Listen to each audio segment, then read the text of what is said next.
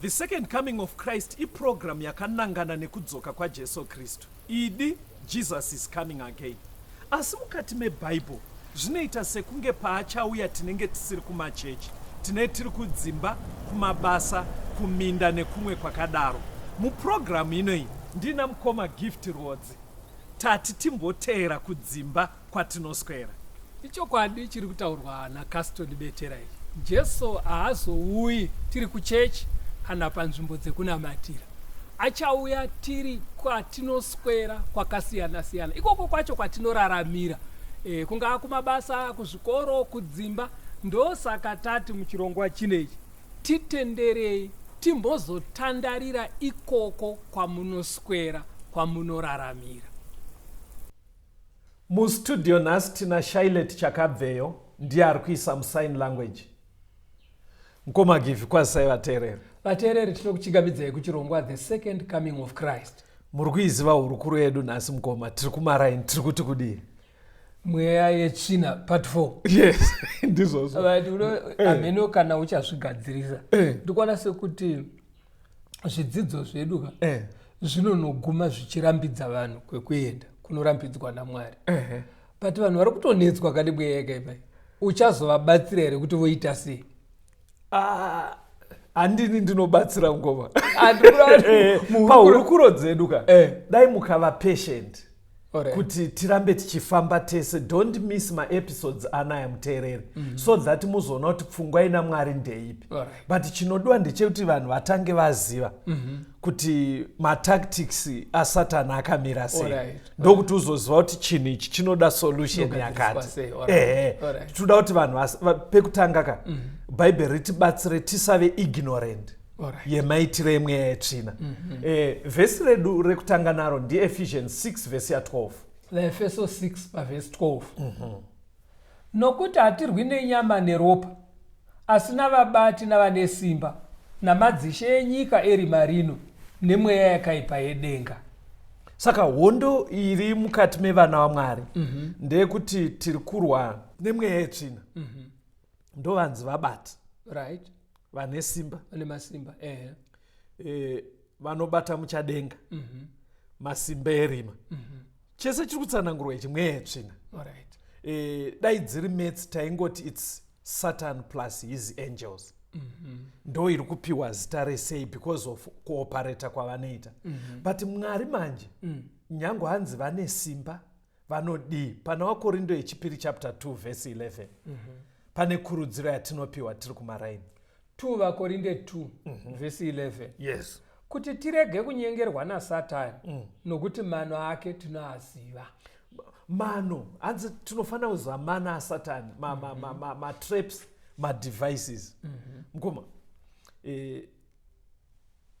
Inoita. Maakurira kumusha. Ndaidaedza kufunga zvisingarasi. Musungo munouziva here? Musungo kune vanovhima musungo. Chi? Musungo imwe yaitwa newaya. Munzira dzinofamba nemhuka musango. Waya inoiswa yakaita chilupu kudai. Chilupu chiseko. Ine kwayakasungirirwa uko. Saka mhuka painofamba waya inenge yakavanzwa muzvihuswa. Inongosvikopinza ichifunga ndiri kutukutira muhuswa. Yozunzwa yakukakatwa because waya yasunga huro. Reverse futi haichaite because yatosunga. Painorwisa iri kutowedzera kudzipwa. Ndo musungo. Right. Pamwe waiitwa netutambo. Right. Korinonzi dhibhura. So sorry muteereri, vekumusha vati kurei kare vanonzwisa nyaya. Ndondwari kune vechimanje manje tichadzoka. Tinongonozotsvaga maexamples amuna understand. Dhibhura mgomo. Dhibhura musungo wacho unenge wakaiswa pasi panotsika mhuka. Right. Wakatewa netumiti. Asi tambo yacho inenge yakasungirirwa kumuti. Uku uri muvhu unogona kubhendeswa. Muti unonobhenda kudai. Saka kana wabhenda pane tunoibata kuti usasumuke kudzokera. Right. Saka panotsika mhuka mune tambo iyi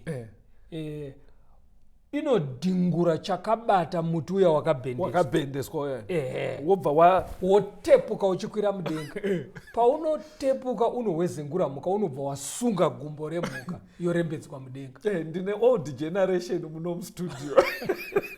Ko riva mukoma, riva rinoibwe rakushandiswa here. Mateerwa rinoitwa rinenge rakarerekera richiita kunge riri kugadzira kabako, asi rakasapotwa nezvimiti. Saka mukati umu ndo munenge makanosungirirwa nzungu kana kuti chimuti chakazorwa dovi. Saka mbeva painouya inonzwa kunhuhwirira kwedovi kana nzungu. Iyo pairi kunoruma nzungu iyi, iri kudhingura nzungu iyi yakasungirirwa zvekuti ikadhonzwa inokakata zvimiti zvakasapota dombo iri robva radonha. Saka rinogona kuteswa mbeva kana shiri worwe padzinopinda dzichidya zvibage zviri mukati dzinotsika zvimiti zviri. Saka matraps aya. Saka shungu ine hurukuro inoi manje pari kunzi nekuti mana adiabros tinoaziva. Mwari hadi munhu ari kungoti pastor mwana wangu ane mweya wetsvina uyai mundibatsire. Hurukuro inoida kutobatsira, ngatitangei taziva maitiro emweya yetsvina. Dai tiri mhuka mukoma, hurukuro ino iri kuti patiri kufamba musango, musungo munouziva here, dhibhura unoriziva here, riva unoriziva here, kuitira kuti usapinde mazviri. Very good. Zvakazarurwa 16 verse 14. Imwe trap hombe yaSatani ndeipi? Zvakazarurwa 16 pa14. Nokuti ndiyo mweya yakaipa inoita zviratidzo, inoenda kumadzimambo enyika yose kuvakokera kukurwa pazuva iro guru raMwari Wamasimba Ose. Satani nemweya yetsvina pavanoita zviratidzo, maminimini, masaramusi, mamwe acho haaitirwe pavanhu mukoma, anoitirwa panzvimbo, nharaunda area. Maminimini anoitirwa kumaraini. Haazi ese anonobuda achiitika pamwana. Ngandikupei semuenzaniso. Munoziva kuti kune makomo anoita maminimini kunzi gomo rekwakati. Zviya zvekuti nzvimbo dzinoera. Aiwa, musati dzinoera, iti nzvimbo dzinonzi dzinoera. Because ndozvina kutobatsira chidzidzo chinoichi. Because mukaera matoandalaina kuti dzinoera, munorwisana nepfungwa yeda kubuda. Aiwa, handizvoti takakura tichiziva kuti gomo rekwakati rinoera nekuti munenge muine maminimini, kana kuti pamwe pai panonzi dziva. Zviya zvekuti mudziva beya munonzwikwa muchitoridzwa ngoma. Unotonzwa ngoma dzichirira kudziva ikoko usiku. Saka maminimini iwaya ndo imwe area inogonekwa naSatani. Yekuti mugomo umu murehwe. Usataura uchidaro hanzi usati zhanjeri rakaora iwe waripiwa negomo rineri. Amukwirwe nebhutsu. Muri kuona zvinhu zvakadaro izvozvo. Mumakomo kunotoita panogona kunzi bako rekwakati kana kuti pamuti wekwakati. Mukoma, maybe mazita anosiyana nenzvimbo. Ameno kwenyu ateerera. Kwedu isusu kwatakakurira kuwedza, kune imwe area inonzi parushanga. Vakaenda ana sekuru kurushanga. Rushanga ka? Kwenyu zviri kwe? Aiwa, izvo takatokura nazvo. Mumusha, mufambura nasekuru.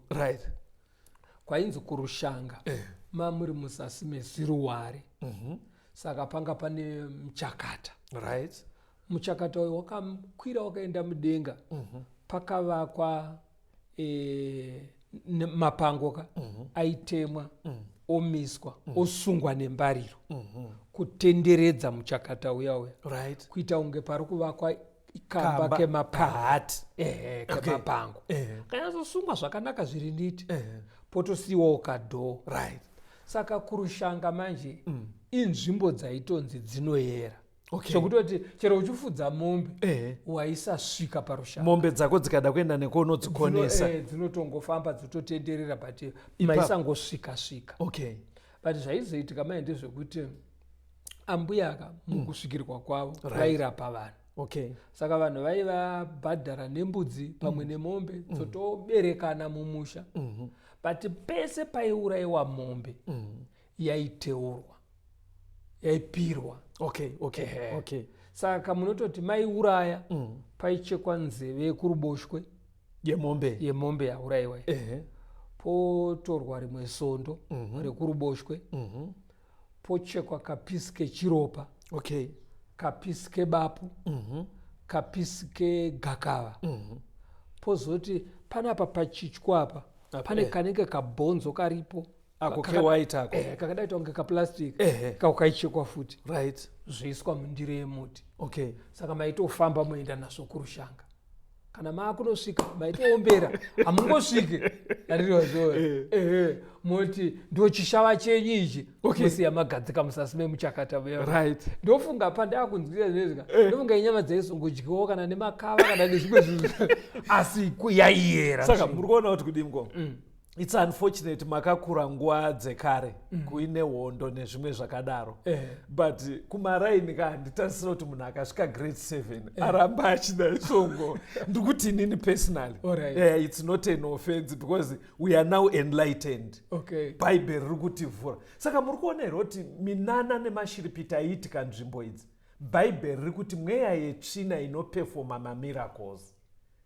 Akashayikwa gomo rekwakati, kudziva rekwakati akatorwa nenjuzu zvikazodii. Because zviri nomo mukoma munhu haasene ndandada kutaura vari racho rechirungu rekuti munhu haagone kurarama underwater for 1 hour, haazi hove. But munoziva kuti munhu akanzi atorwa nenjuzu anonzi akaita 1 week kana 3 months. Ndo masaramusi waimai ndo ari kunzi ibvai maziva muri kumaraini kuti mweya yetsvina inoita masaramusi wayo. But unfortunately manje mukoma taakuchechi tiri kumaraini. Munoziva kuti Satani ane minana yaanoita pane dzimwe nzvimbo. Nganditore maroad accidents because Satani ndiye murai. Munoziva kuti anogona kupefoma mared accidents panzvimbo 1 kakatedzana mwedzi 1.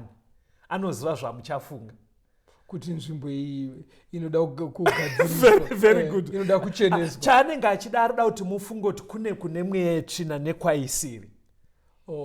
Zvekuti at one time ndakatombonzwa vagari vekuchitungwiza pane road yavo yavanobva nayo kudhorobha reHarare vachienda kuchitungwiza.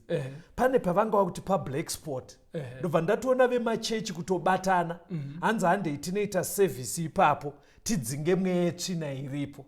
Urikuona chitsotsi checho sekunonzi mweya yetsvina iri papa ari kuitikira maari Satani ari kwese kwese. Ari kwese kwese. Saka mweya yetsvina patiri kudzidza nezvayo kumaraini, please ichenjedzei kubva mubhaibheri. Mweya yetsvina iri kwese ndiyo inoita masaramusi kuti kunzi kune gomo rinoera, kune dziva rinoera. Ndo inoita masaramusi ekuti parushanga mukateketera konzi kunoitika zvakati. Mweya yetsvina ndo inoita kuti mufunge kuti pakona paya pane mweya yetsvina saka motikari dzichita accident. But area yacho yakanoitwa service noyo machechi vaive kuchitungwiza pandakazonoiona pagara pekuti madhiraivha anenge achimhanya zvisingaita. Animazona manje. Saka ngatinzwisisei maitiro emweya yetsvina. Samaraizai tinzwe ruyo. Patangotaura kuti mweya yetsvina inoita masaramusi panharaunda dzakasiyana. Chatiri kutaurirwa zvinhu izvi kuchenjedzwa. Yes. Ndo mashandiro anoita mweya yetsvina. Yanzi ine masimba. Vabati vemuchadenga. Saka inoenda kwese kwese. Asi chinonyanya kudiwa naSatani kubata pfungwa dzevanhu. Kana adzibata vanhu vofunga kuti Satani ari kunzvimbo. Anditi mazvaona. Ende kunzvimbo kuya kana kwaakuendwa manje havaendi kunoerenga bhaibheri kuti rifumure Satani. Vanoenda kunoita tumitambo nezvimwe zvinhu zvinosiya vanhu vakabatikana mumaoko aSatani. Imwe area futi yaanoita minana kumakuva. Toda kunzwa ruyo. Mundiye uchidze tichingobva kunzwa ruyo. Pane andafunga yakatomboitikawo kwandiri. Alright. Chidzidzo chedu chiri kuti mweya yetsvina part 4. Regai timbonzwa ruyo.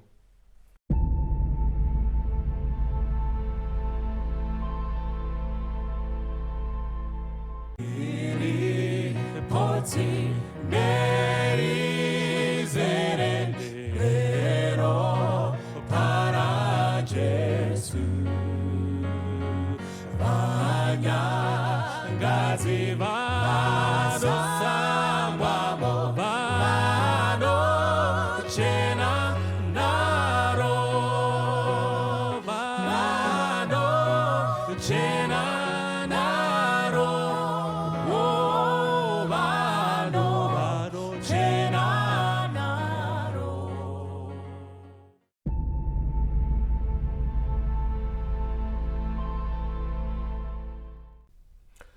Tadzoka zvakare muhurukuro yedu mweya yetsvina part 4. Right, wanga wati tisati Right. Ndiri mupfana kumusha kuwedza kwedu.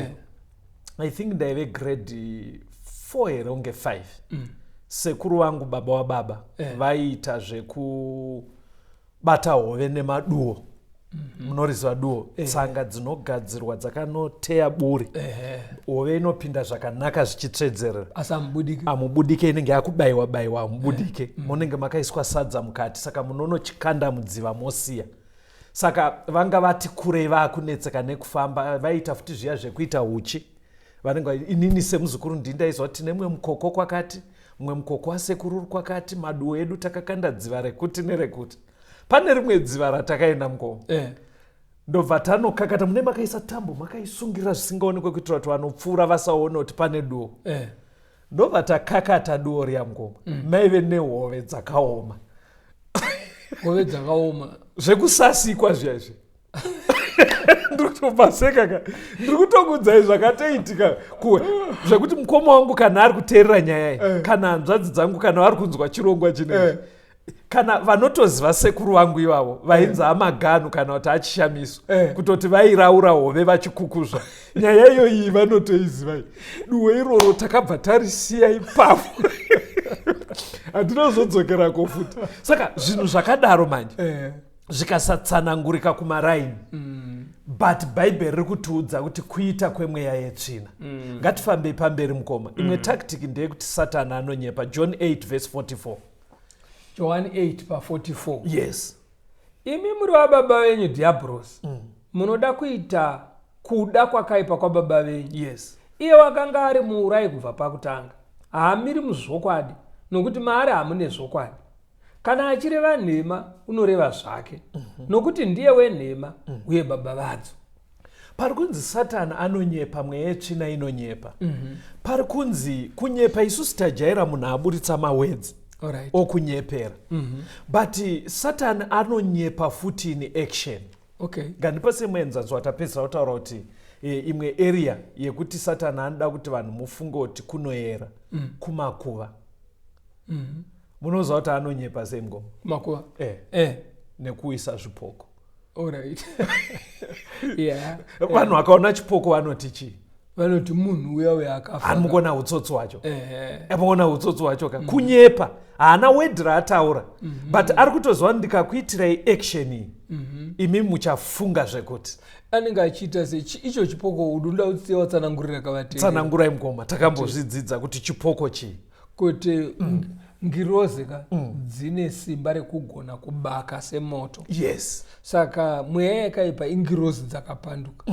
Saka dzikaenda kumakuva dzinongobaka. Right. Ikoko. Saka mupfungwa mevanhu manje voti ndevakafa vari kubvira ikoko. Inonobaka pamabva mukuviga munhu musi iwoyo. Graveyard kunyange yakakura ka. Imi muri kumba makatarisa kune makuva kweya. Muchitandara makaviga sekuru nezuro. Panobaka pacho munonyatsona kuti ndepatakaviga sekuru. Saka ipapo pakabaka conclusion yenyu ndeyekuti ndisekuru. Ndovamuka. Kunyepa uko. But kazhinji kacho dzimwe nguva panoitwa zvinhu izvozvo izvo. Ndoda kuti muone pana zvakazarwa 12:10. Okay. Pane imwe pfungwa futi inoitwa naSatani pamatricks ake. Matraps aSatani atiri kudzidza patiri kuti mweya yetsvina. Zvakazarwa 12:10.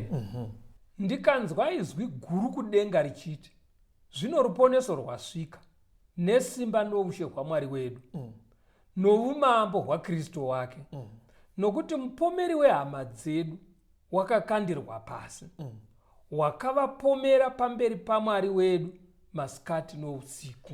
right. The devil is the accuser of the brethren. Mupomeri wehama. Right. Ndoda kupai seexample. Section inei hatisi kutaura achipomera achitotaura zvinonzikwa. Anongoita action.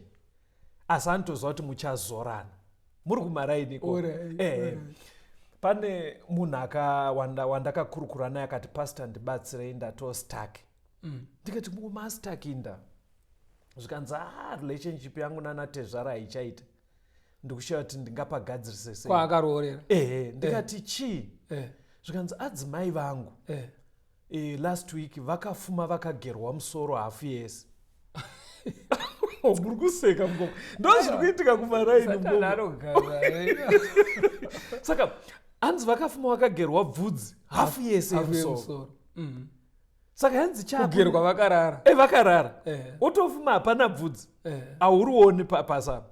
Saka hanzi aNatezvara vari kuti toda bvudzi remwana wedu. Iye akaita sepa akabuka uye akagera. Don't worry, ndoda kuudzai paiti ndastuck. Hanzi aNatezvara vari kuti toda bvudzi remwana wedu. Ani mukona vanenge vachitotaura kuti huroi huri mumba mako. Very good. Saka uri kuona here kuti mweya yetsvina zvayaita izvika iri kuziva kuti kana usingazive shoko raMwari pane zvamuchatopomerana. Ende muri kuona kuti handina kuda kuzomuudza kuti muningina marriage yako mbengo uchiirana sei.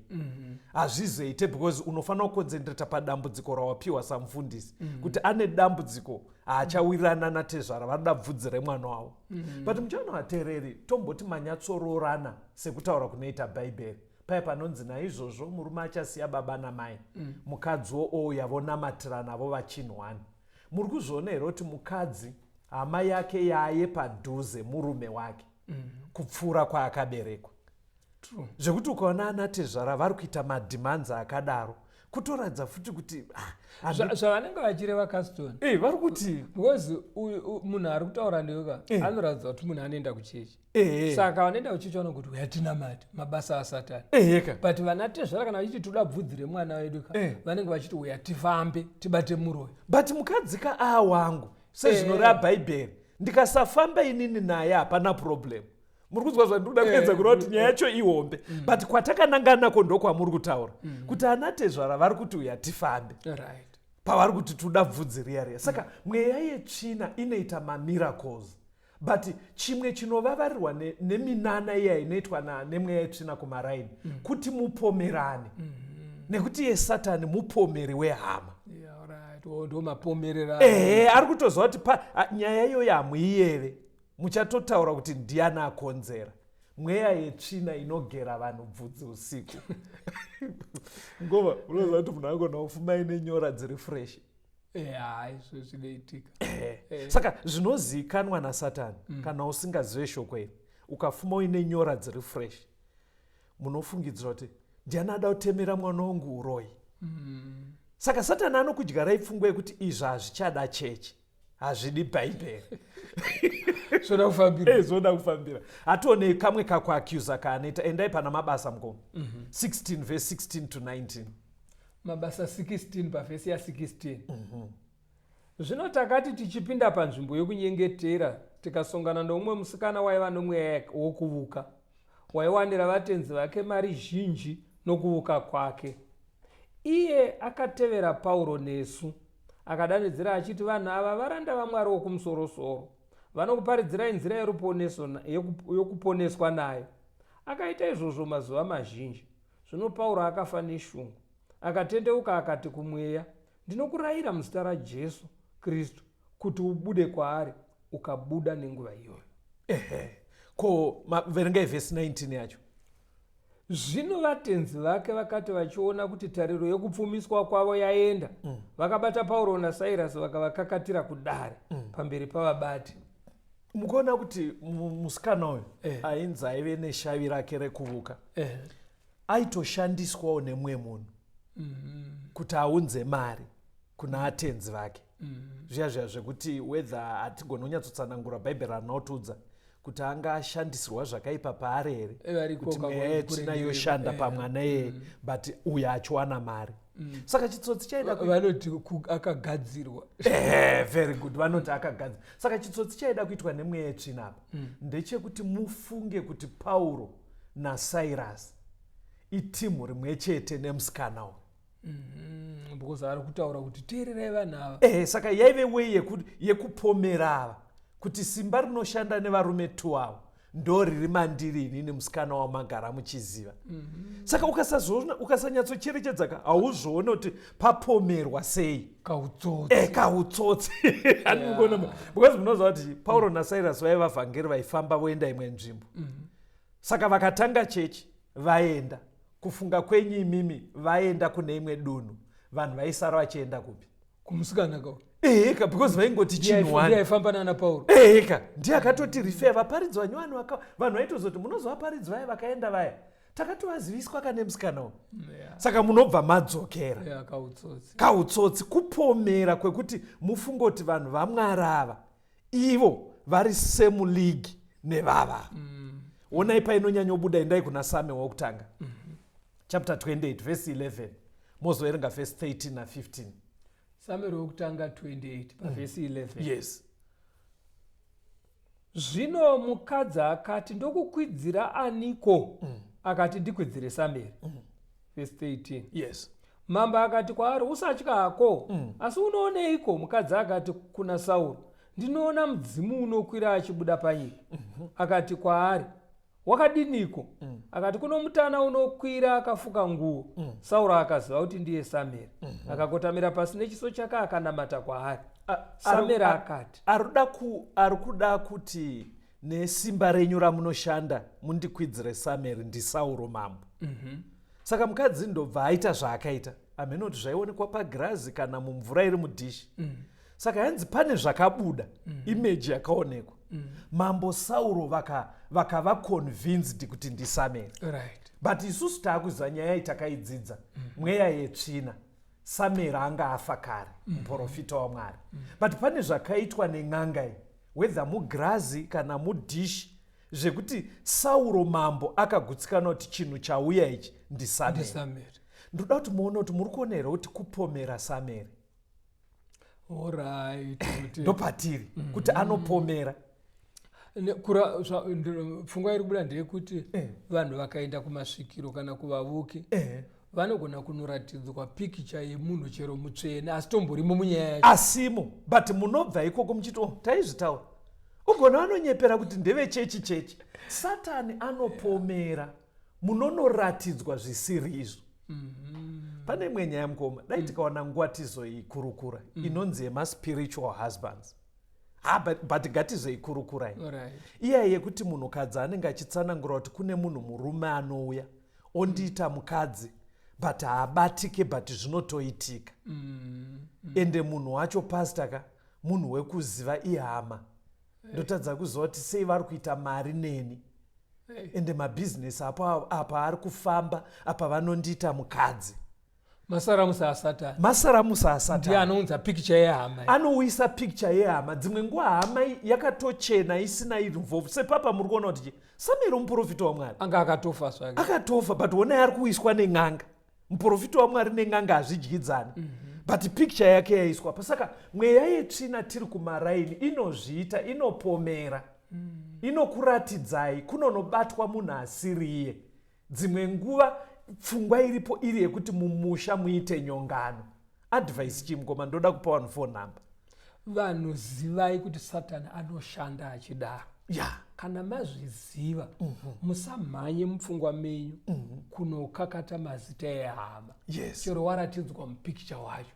Asi mhanyai kuna Mwari kuti Mwari ndiburitsei mudambudziko iri. Right. Phone number dzandakukupai ndedzekuti mukaisa message munojoina mopinda WhatsApp groups tinotumira zvidzidzo zuva roga roga. Phone number dzinoti 0717 091 615 0717 091 615 kana kuti 0775 90 9095 0775 90 9095. Ngatisanganei zvakare pachirongwa chino The Second Coming of Christ.